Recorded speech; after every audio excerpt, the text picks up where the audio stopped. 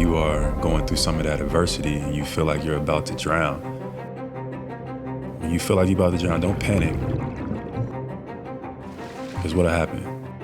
You'll drown even faster. Now you don't have energy to actually get back to the top. So what you learn in the water is actually to relax.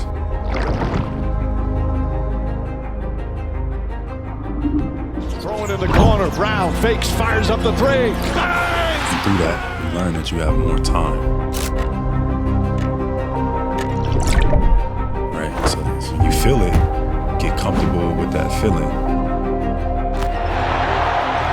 And that's like getting comfortable with adversity. Season he's had. Brown goes inside. Oh, what a slam from Jaylen Brown.